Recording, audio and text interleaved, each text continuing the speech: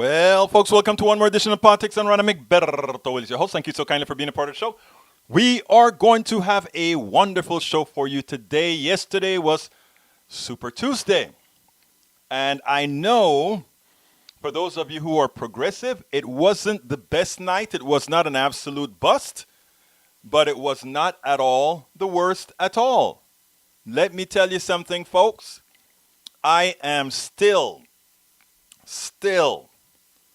very positive, because if you have been around for the decades that we've been around, you'll understand that change takes a whole lot of time. Convincing those who need change the most sometimes take the most. So it isn't the time to be upset with anyone. It isn't the time to be taking things out of our brothers and sisters who many of us believe voted in the wrong. It's a democracy. It is our job, those of us that think differently, to really try to convince others that there is a better way. It is understood that many times, welcome aboard Ashley Mosley, welcome aboard Michael Rudnin.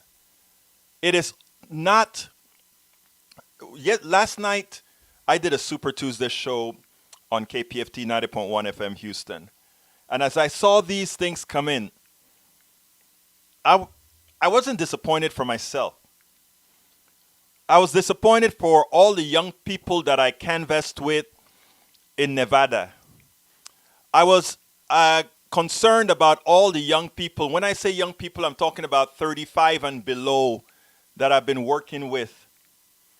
Watching their hopes and seeing for once that after looking at polls last week, they saw, wow, the realization is a possibility.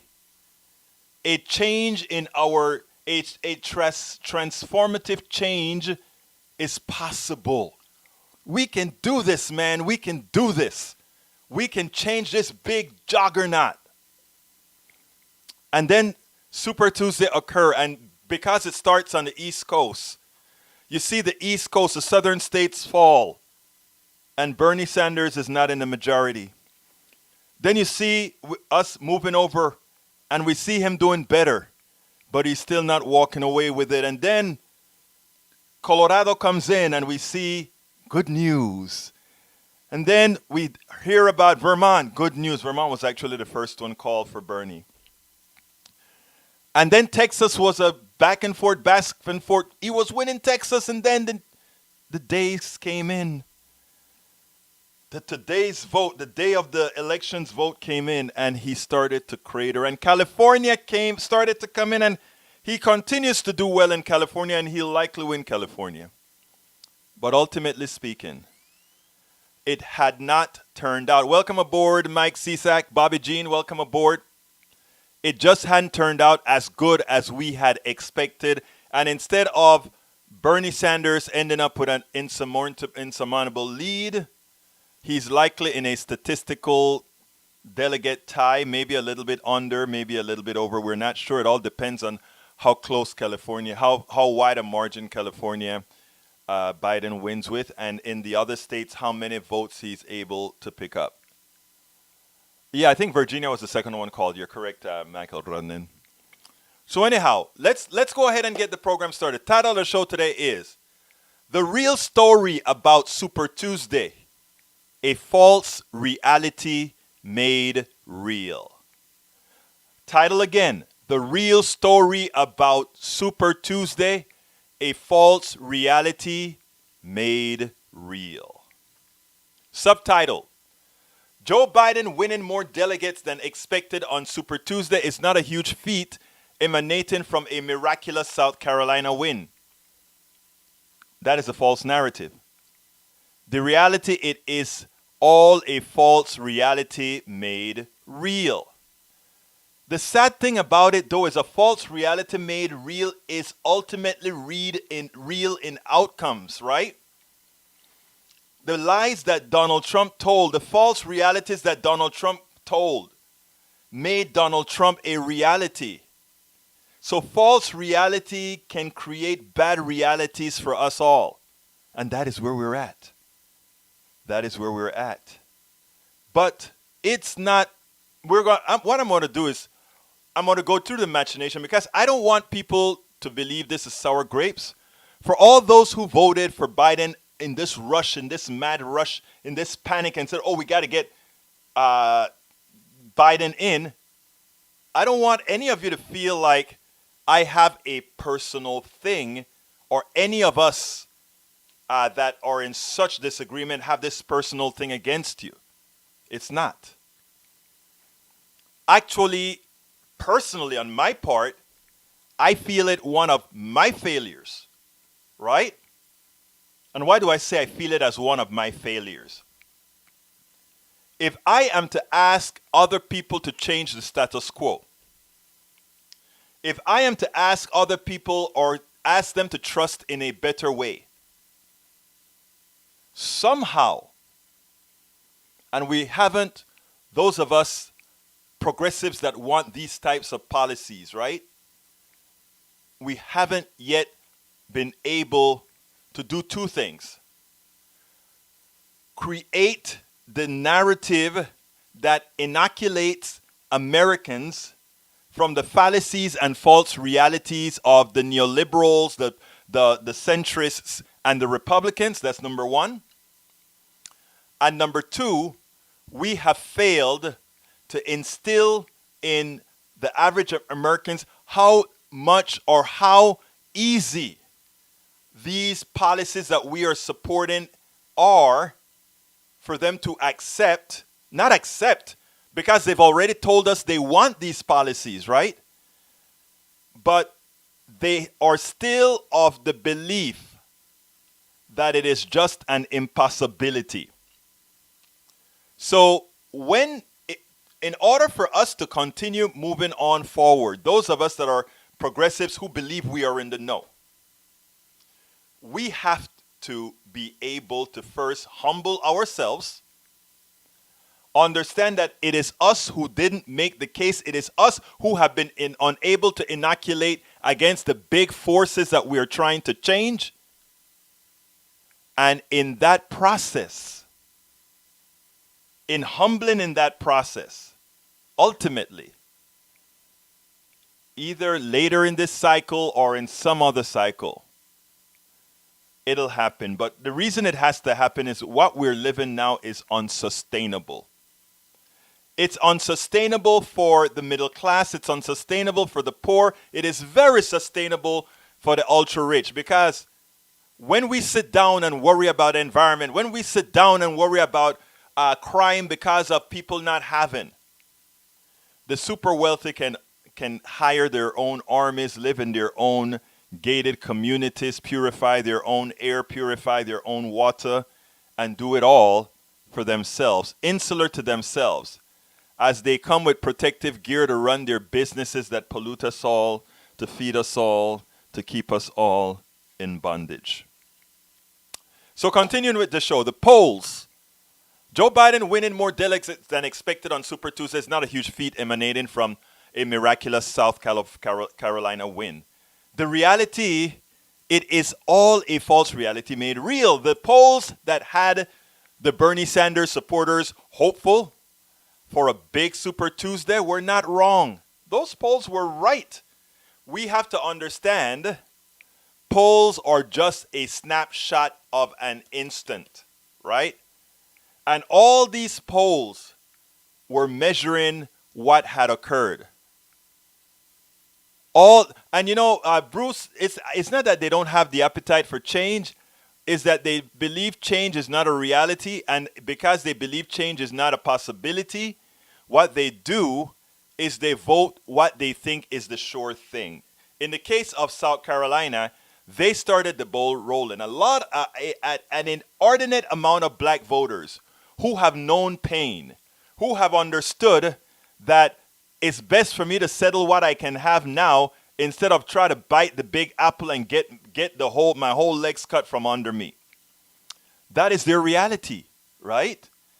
Black people in the South, in the deep South, and I'm not even talking about the South west in the form of Texas, because Texas is a bit more, we are a lot more cosmopolitan than South Carolina in the feet of in which a whole lot of those folks, to some extent, even if they have nice skyscrapers or whatever, mentally speaking, they're still living in bondage. They're still living in a time where chances are best not taken. But I want to play a piece by Trameen from MSNBC, what he had to say about the South Carolina voters, because I think he sort of expressed it in a good manner that I think many will understand. Because what he's trying to do here is give the rationale, let people understand why those black voters in South Carolina voted the way they did. But it's interesting because if Joe Biden is able to make it through the primary, if he becomes a nominee, that's still not a sure thing. But if he becomes a nominee and he goes out with Trump, and I think he has a much higher percentage of losing than Bernie would have had, and let's say he loses. The way our system works, it's like, well, look at what South Carolina did. South Carolina turned us on to a dud and started the ball rolling. These are the kinds of dynamics that one's going to have to go through. So, Constant Ingram, I see what you're saying about no good choices, but I think Bernie was a good choice, even if it was for 4 years. But we'll talk about that a little later, my friend. But this is what Trameen had to say, because I think it was prescient. This is what he had to say. The South last night, thanks in large part to support from black voters. In Virginia, Biden won 63% of black voters compared to Sanders' 17%. And it is the same in other states that Biden won. North Carolina, Biden had the support of 61% of black voters. In Alabama, it was 72%. And Tennessee, 62%. So joining me now from Birmingham, Alabama, MSNBC correspondent Tremaine Lee. So Tremaine, make us smarter. Tell us why. I'll tell you what, Katie, we always talk about the pragmatism of black voters, and in some ways it's become cliche and somewhat reductive. But black folks, and black voters in particular, have gotten really good at harm reduction. Whether you're in South Carolina or Louisiana or Georgia, talking to these southern black voters, they say, you know what, this is the best chance we have to beat Donald Trump. They know about the past issues. The younger folks are talking about Joe Biden being an architect of the crime bill that led to mass incarceration. They understand that. That was a long time ago. When they look at the landscape now, and they try to maneuver the politics of today, they say some of the more radical, more progressive, more left ideas espoused by progressive candidates like Bernie Sanders simply won't fly. And so when they see Joe Biden, they see someone who, after the Emmanuel church shooting, was there years ago through the Obama administration, was always there, as opposed to some other candidates who not only haven't made inroads into the community, simply don't know the community, don't have roots in the community at all. And so when you're talking to many people out there, it's purely about how do we beat Donald Trump, who gives us the best shot. And many of the older, more wise, experienced voters say they remember McGovern. They remember those politics, those very kind of progressive politics that were very appealing to young voters, but failed in the general. They remember that. Okay, I want to first say, notice what he said. They are harm averse. It's like, let's first do no harm, right? But he also said that they know, these black voters in South Carolina know that Biden was the best option to beat Donald Trump. They also know that these people these black folk in South Carolina, the 66% of them that went all out for Biden, they also know that the things that progressives are looking for, that it just couldn't happen, right? They also remember from the old days when that liberal, I don't remember the name of the person he just called out, the presidential candidate was running, how it just never worked out. But these are different times, and the people have moved on to wanting more progressive things. And it's not only that they have moved on to wanting more progressive things, is that the mere fact that this black Latino Caribbean dude can be on an airwave, both on air and on internet, putting these messages out, mean that, oh no, it is possible for us, McGovern, thank you, Rene Perpetua, that it is possible for these things to change, right? Because people, we are more, in as much as the plutocracy has become more encroaching, they have done it in such a way that we still have liberties. And as long as we can still communicate, as long as we can still talk, these things can change. But what did our great corporate media do in South Carolina? And remember, folks, this is why I call the title of the show today, "The Real Story About Super Tuesday, a False Reality Made Real." Remember, nobody had faith in Joe Biden, but they weren't sure about Michael Bloomberg. Michael Bloomberg is a Republican, and I mean, later on it would have been used and used, and it definitely would have, if we had kicked Biden out and left it for Warren, Sanders, and Bloomberg. The thing about it is, Bloomberg would have gotten clocked in the long run. He would have gotten clocked. So here's the deal. Our corporate media did its job. Concentrate. If you watched MSNBC before South Carolina, and I have YouTube Live, I keep all these channels recorded, right? So that I can give you these clips when I see them or when I need to get to them. I scan them for those clips that I know are going to be of interest to my viewers. And then I clip them, cut them, produce them, and bring them out. But here's the deal. These people in South Carolina have been bombarded about Biden being the only one who could really stand up against Trump, even though Sanders, all the polls put Sanders as beating Trump in a better manner than Biden. But that's not what they were telling the people in South Carolina or nationally. Then what continues to happen? As it continues to happen, folks, they keep telling you, oh, and Medicare for all, it's going to cost $35 trillion and nobody's going to want to pay the taxes and everybody's taxes has to go up. And they're not telling you that math is absolute. If you kick the insurance companies from making that money that they don't, that they're not working for or doing anything, if you kick all those, if those doctors don't have to go to hire people to do all this insurance stuff, you save probably 30-40%. And that can insure a hell of a lot more people. It costs less.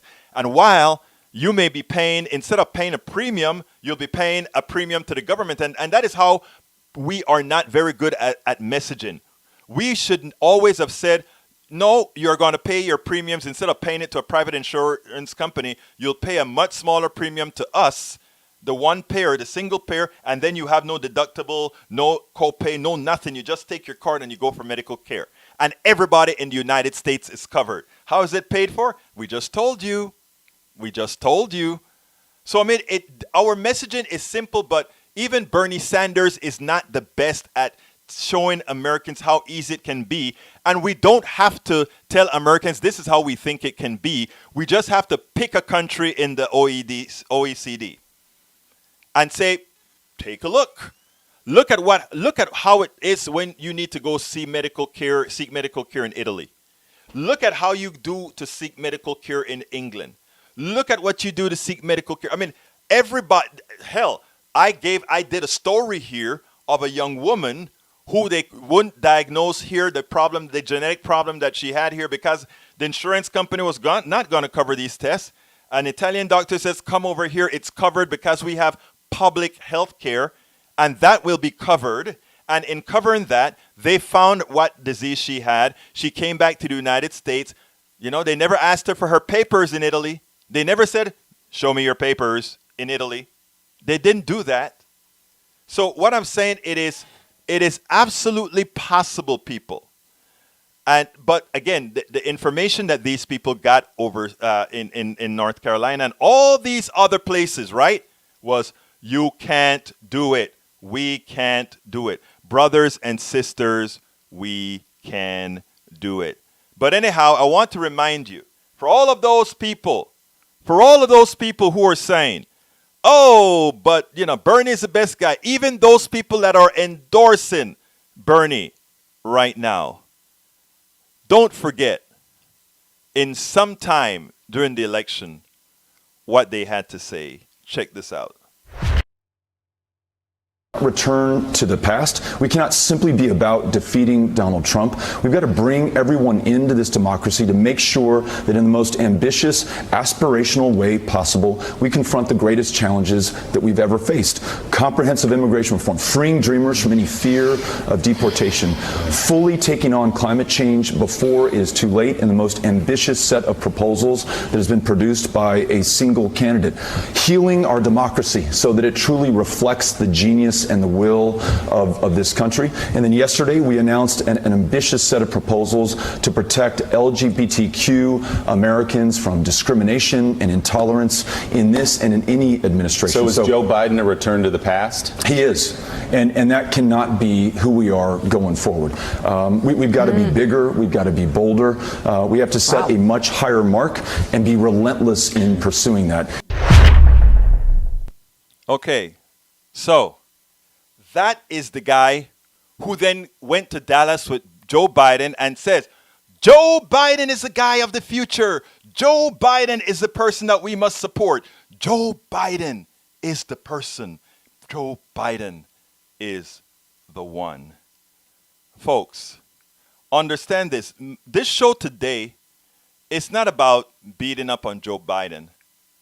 It is not about saying, oh my God, look, the candidate that I would have preferred to win, either Bernie Sanders or the other progressive Elizabeth Warren, they didn't do as well as we had wanted them to do. That's not what it is about at all. Because, the truth of the matter is, my job, as I see it, my job is not to go out there and fall in love with candidates. It's not to go out there and say, oh, this have some idolatric relationship with a candidate.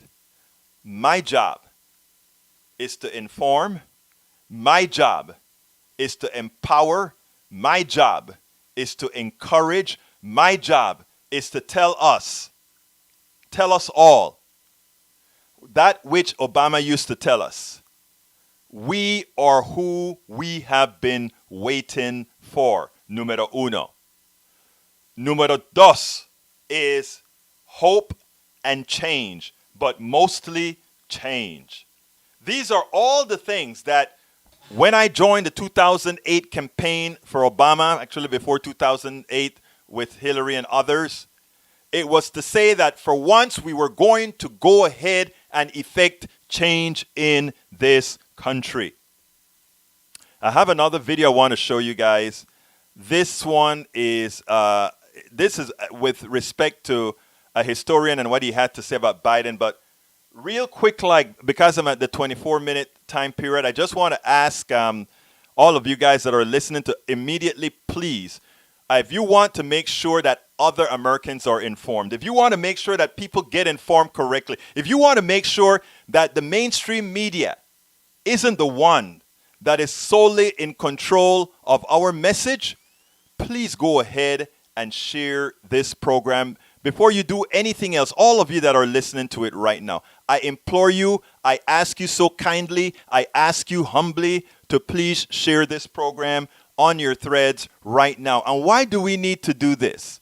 We need to do this, people, because the black vote that you saw in South Carolina was the genesis of indoctrinative messages, subliminal messages coming from the mainstream media going into these folks. These people are not guilty.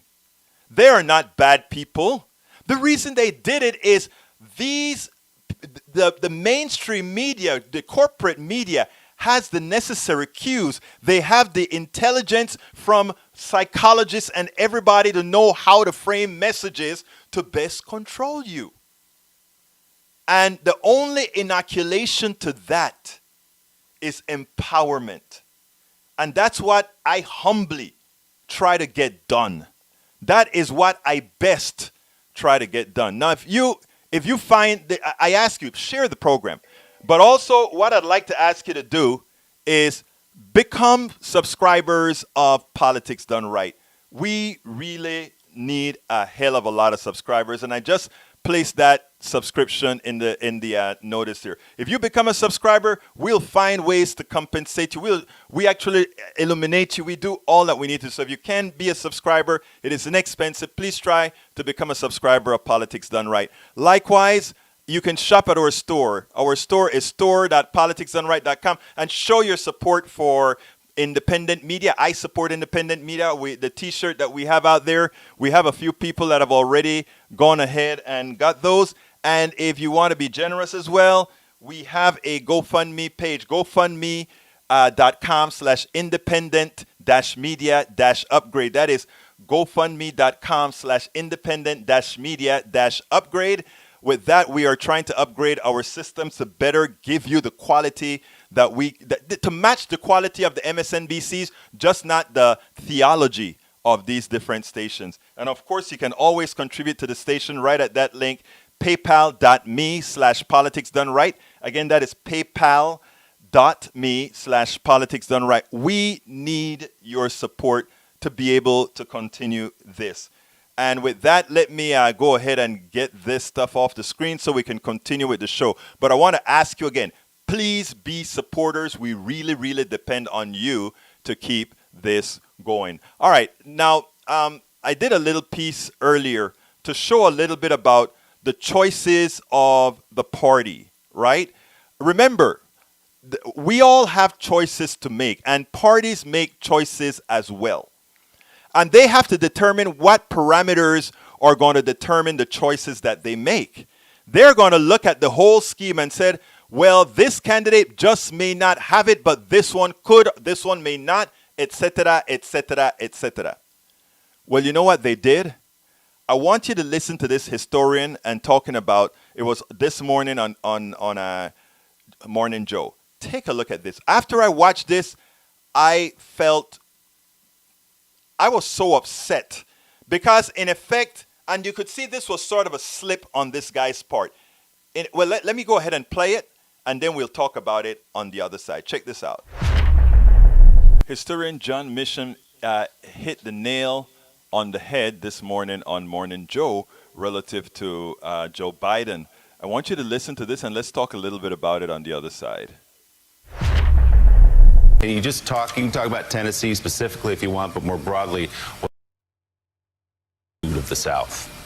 I think the hope of defeating President Trump lies with getting, and I don't know what the percentage is, Kornacki's forgotten more about this than I know or that any of us know, but you need a certain percentage of people who simply would not vote for Secretary Clinton for a variety of reasons, fair or unfair, to come back to the Democratic Party, or Republicans who were Republicans in a pre-Trump world. Part of what's happening, I think, but I think all of us know in terms of common sense, and I know lots of people here in Tennessee who are not liberal Democrats, to say the least. When I say I have conservative friends in Tennessee, that's redundant, right? I mean, demographically, you have to. There's no other choice.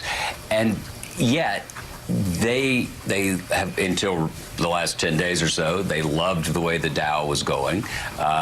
They were fine with the judges. They don't like the unconstitutional Ukrainian campaign backroom deals. They hate the way the president speaks. They hate the way he behaves. But in the absence of a compelling, and dare I say it, safe alternative, they were going to end up voting again for this guy.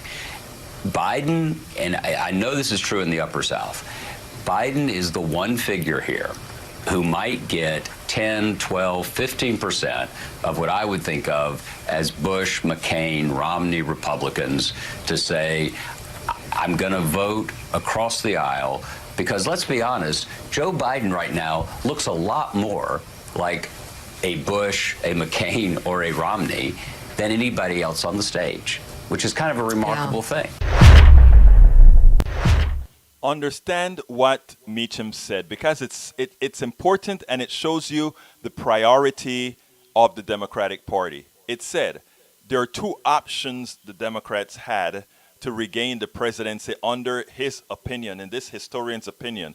The first is to get back disaffected Democratic voters who, for whatever reasons, did not vote for Hillary Clinton. And let's do remember, Hillary Clinton won the popular vote, but lost the election by 80,000 votes, a small amount of votes spread out over 3 states, Wisconsin, Michigan, and Pennsylvania. So what we're saying is we keep her map and go into these areas that actually Bernie Sanders was really strong in these areas. But interestingly, he said the options were regain the Democratic voters you've lost, those from the Obama coalition, or appeal to the Republican voters, the 10 to 15% of Republican voters who pretty much like the Trump economic policies, who kind of like the Trump judges, but just doesn't particularly like Trump.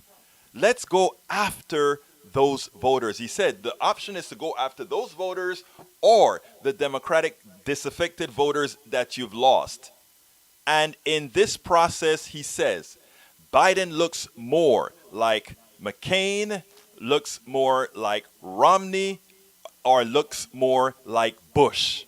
And that's who the safe choice is. Let's go with that candidate who can excite that 10 to 15% of those people who believe in the Republican policies that harm most Americans.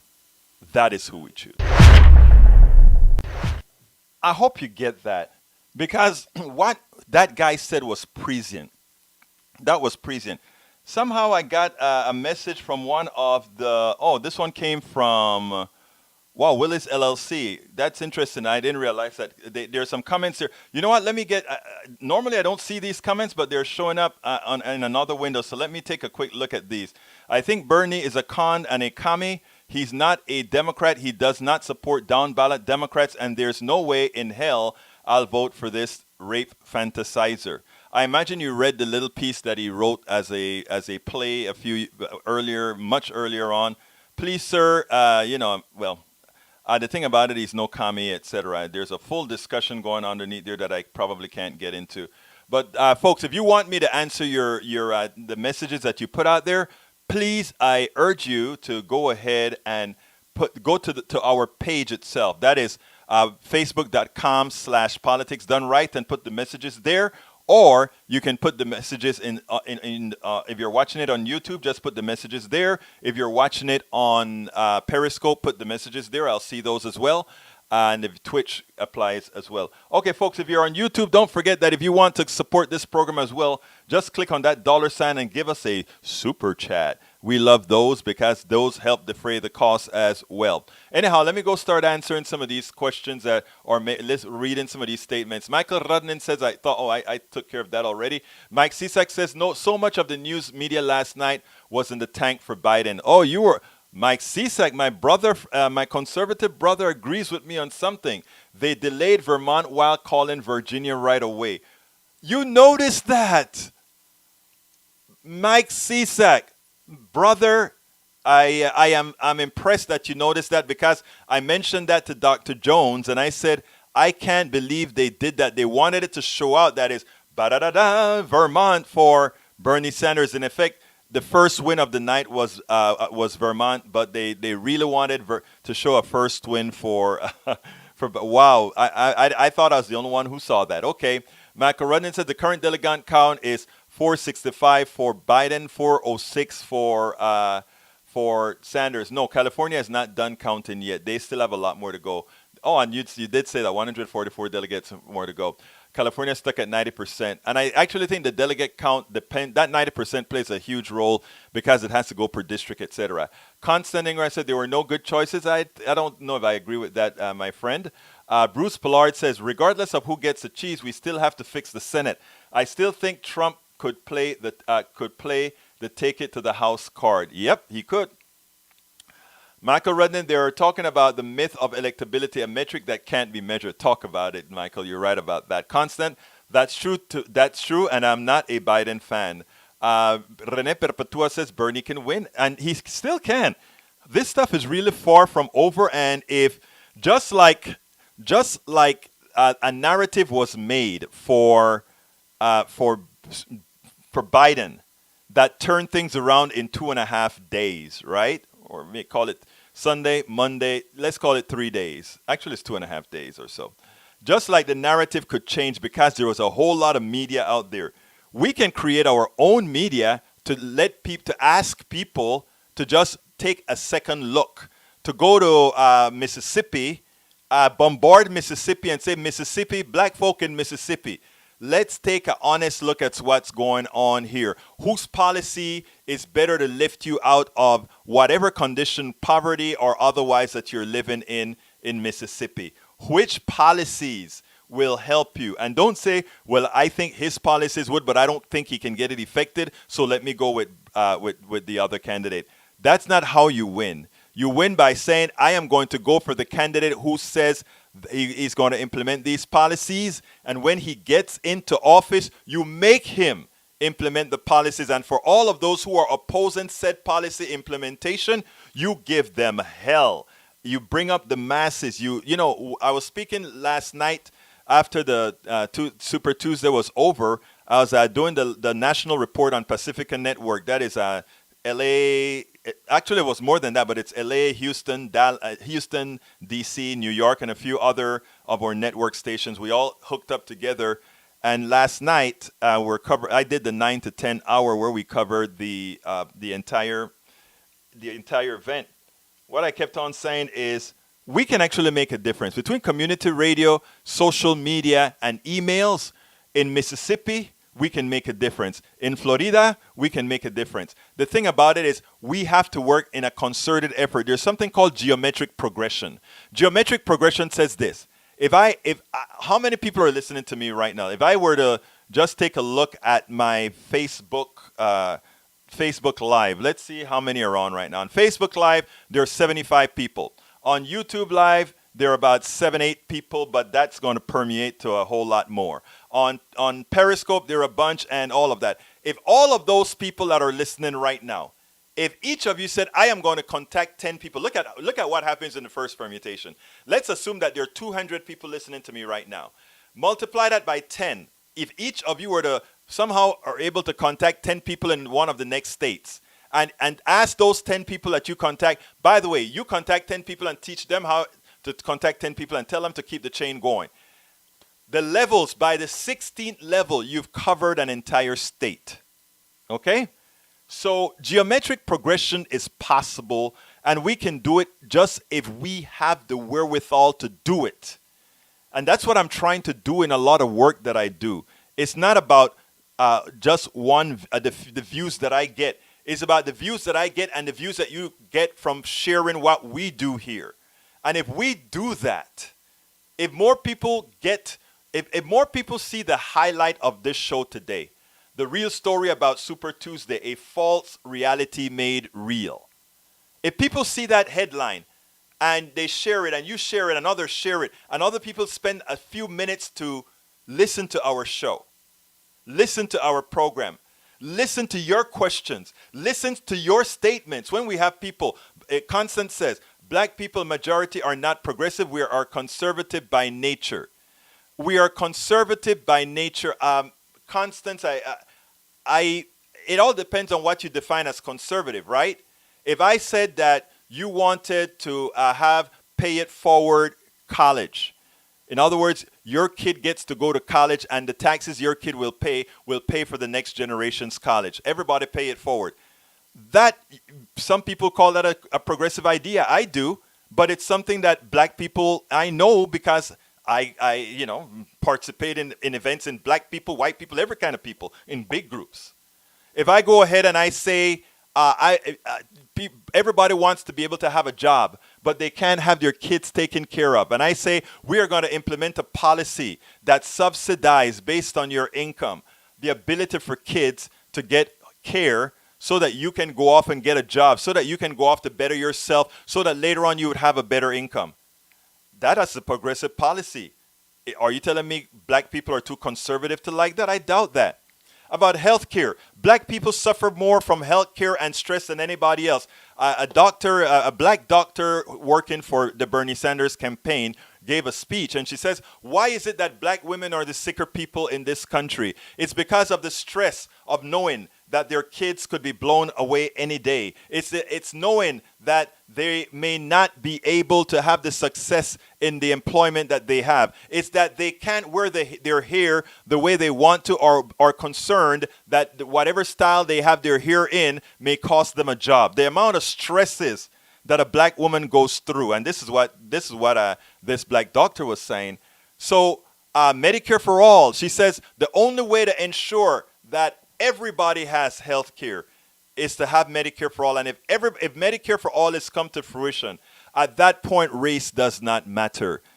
Even though right now our health care is racially disparate. In other words, if you look at the outcomes based on race, unfortunately, you can actually, it's very measurable. And she says, we don't have to go through changing people's minds. We don't have to go through changing people's prejudices.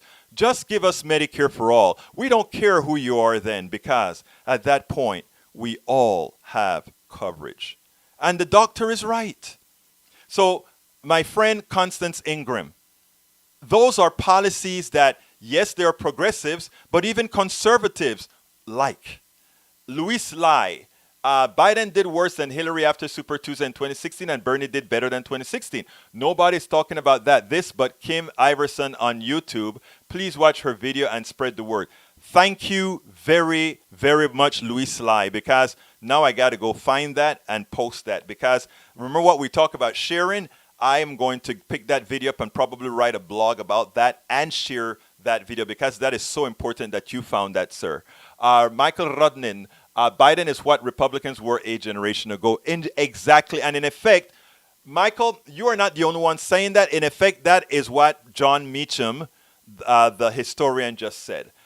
Jill Holisco, I knocked on doors from McGovern. I support Bernie Sanders. I'm still looking for change. Love you, Jill. Love you, Jill. You keep looking for change. We will get change. We will move on where you've left off, and we thank you for what you've done in the past, Miss Jill Holisco. Rene Perpetua, real story is right. The old Democratic corporatocracy went to work. I am all for Bernie. Rene Perpetua, very good. Rene Perpetua also said, and we won't be paying insurance, or CEO pay $20 million a year. You're so right about that. Egberto trying to tell that the veterans, their VA problems, or the Native American health run by the government. We'll talk about that another time. We discussed that many times already, Mike Cisak, and in that one, I humbly tell you, you're simply wrong.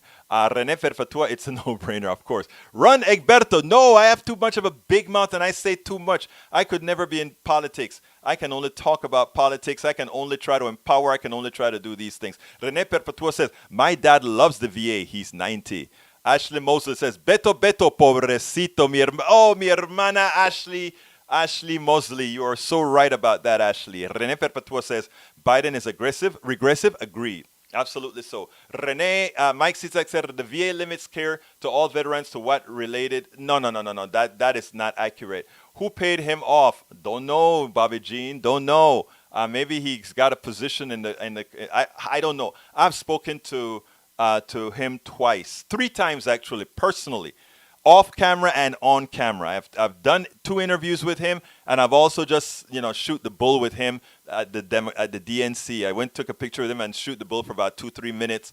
And I love Beto O'Rourke, but unfortunately, Beto is playing machine politics with the Democratic Party. And if I shook Beto's hand again, that is exactly what I will tell him face to face, eye to eye. That wasn't right. Constance says if that's the platform the Dems won't win, I think is what you mean. Won't. Oh, you fix it. Yeah. I don't know what you mean by if that's a platform. Constance, kind of help me out there. Bobby Jean says lost all respect for Beto. I haven't lost respect. I understand the power of the party. I really do. And I am a bit more empathetic than that. What I am into is not, yes, I lost respect for him, some respect for him too. I won't lie about it. But after saying that a couple of times, I looked at myself and I said, you know what? If I were a party operative, is there a possibility that the party would have gotten me to do something that I didn't want to do, but they told me, Egberto, you probably need to do this for the party's sake. It's not about you. Any of us could succumb to that. So I am not going to right offhand say, you understand what I'm saying. We're all fallible. And that's the reason I'm not mad at all these people that have been voting for Biden on false pretenses. I can't be. We have to do our job to change that. We will do our job to change that. Beto disappointed me with Biden endorsement.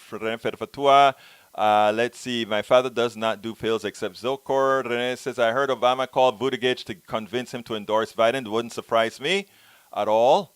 Bobby Jean says, is any of the change Obama caused still in effect other than the Affordable Care Act? Again, that is the problem with incrementalism. You know, a friend of mine said, Egberto, we have to move incrementally. That's how things get changed. And I understood what she was saying. And then what I said to her next is, but do remember what incrementalism brings.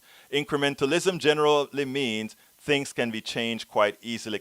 713, you are on air right now. Come on in. 713-693, you're on air. 713, do you want to say something? Okay, I guess you don't want to talk. Let's see. 713, you're on the air. Okay, I guess you're just listening. Okay.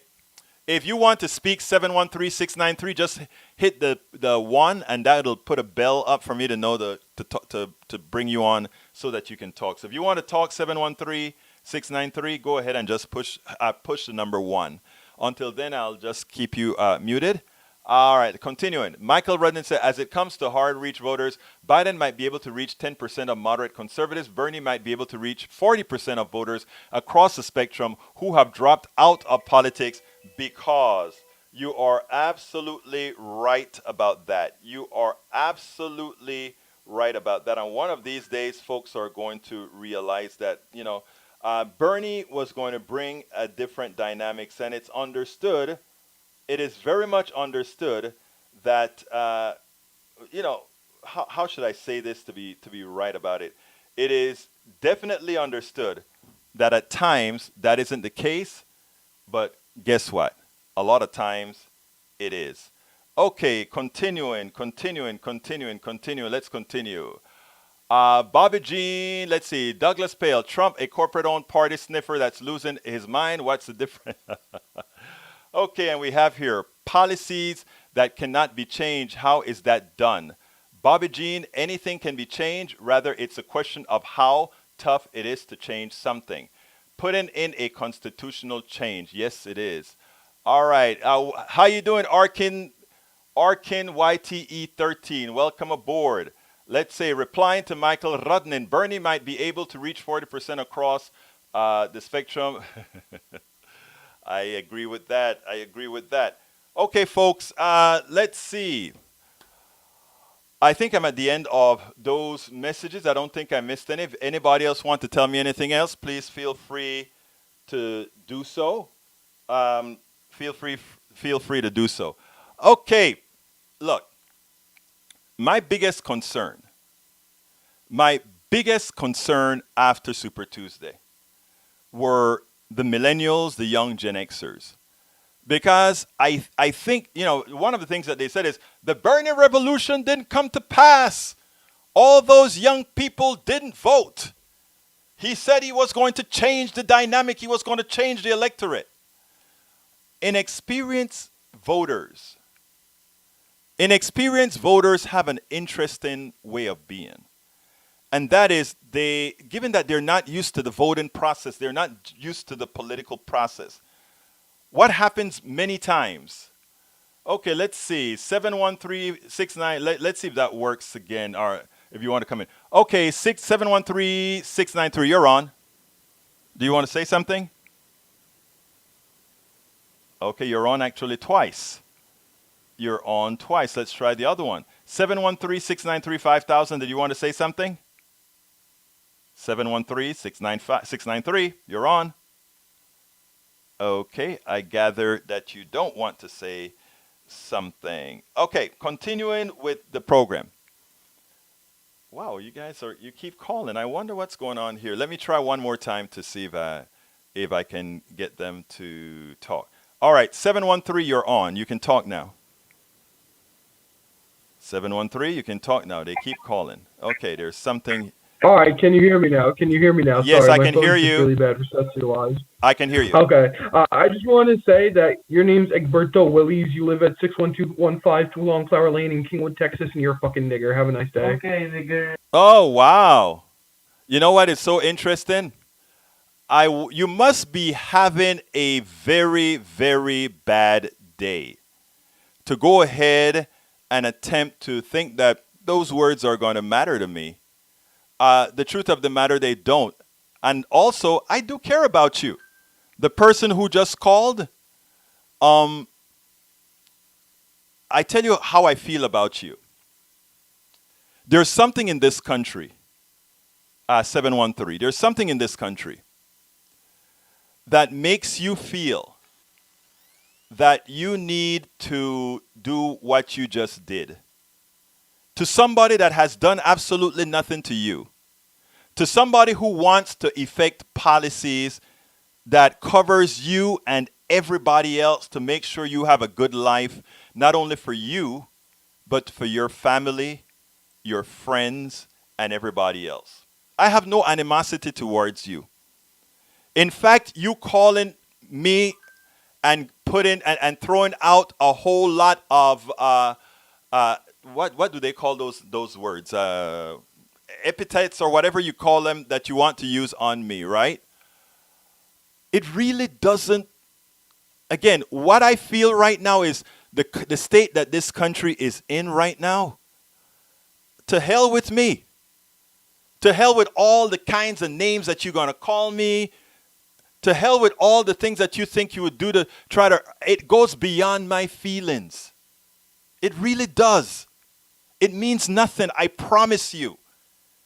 But I do care about you. The guy who just called me a nigger, the guy who tried to expose who I am and maybe try to put my life in danger, maybe, I still care about you. I am not going to let Trump win. I am not going to let what Trump did in trying to create white nationalists, in trying to create people that hate each other. I am not going to be falling for that, brother. You want to call back and have a conversation with me and talk to me civilly and just talk? I am with you, brother. I have nothing against you. I promise you that. I promise you that. I have nothing against you. Because I know it is this system. I know it is the current economic system that we have here. I know it's the setup, the dynamics that they've set up to put people against each other so that we can't see who's really harming us that has created this problem. So I don't hate you. I love you, brother. I really do. I'm not just saying these as words. So know this. You reached me. You reached this guy who you wanted to use the N-word on and all these epithet ons. And this guy has nothing but love for you. This guy has nothing but saying, I hope you do better. This guy has nothing but saying, when the next president comes out, I hope we are able to do something positive for you. That's it. So feel free to call me back, brother. Feel free. And we'll talk like nothing ever happened. And you can also tell America what are your grievances and how we can discuss your grievances. How we can discuss what you think is actually wrong in our system. And how we can actually solve it. That's what I'm all about. The name calling don't mean a damn thing to me. It really does not. It has no effect on my psyche. Okay, it's 347. Come on in, 347. 347, you're on. 347, if you want to say something, please speak. Okay, I don't hear anything from 347, so I'll let you go. Feel free to call us back. Okay. Anyhow, friends, we're coming close to the end of the show. So what I really want to do again is ask you guys to please consider becoming members of Politics Done Right. Okay, 347 is on again. Let me go ahead and get to 347. All right, 347, you're on. You're on 347. Okay, you're trying again. 347, you're on. Well, I guess you don't want to talk. Let's go ahead and hang this up. All right, 347 hung up. Anyhow, people, so please consider becoming members of Politics Done Right. You can help Politics Done Right in many, many ways, right? Go to store.politicsdoneright.com. Get yourself a t-shirt that says, I support independent media. I believe in independent media. Please support us by going to store.politicsdoneright. Alternatively, you can also go ahead and support us by going to our to patreon.com/politics done right. That is patreon.com/politics done right, and become a subscriber. We need to subscribe. We need subscribers. And of course, you can support our what is it called? Our GoFundMe by going ahead and saying, go to gofundme.com/independent-media-upgrade. And lastly, please feel free to contribute at, where again? paypal.me/politics done right. Thank you for having been here, Senor Michael Rudnin. Thank you for having been here. We also have Masticator says, LOL, Egberto is an American hating propagandist. Really? Wow. And then he says, some idiot racist calls and he blames America. No. I blame the situation in America for creating a guy who does that. No, I'm not blaming America, Masticator. Please get it right. Okay, 347, come on in. You're on. Come on in, 347. Your chat's a bunch of special snowflake niggers. Okay. Wow. I guess those are some people that are continuing to have fun. Well, anyhow, folks, we are coming to the end of the program. I want to thank you so kindly for having been here. I want to thank you so kindly for being a part of Politics Done Right. And I want you to remember, spread the message. Tell the truth. This is not over. Let's get this stuff done. Empower others, because you are empowered. We can actually get this done. My name is Egberto Willies. You know how I end this program. I am what? Guess what I am? Out!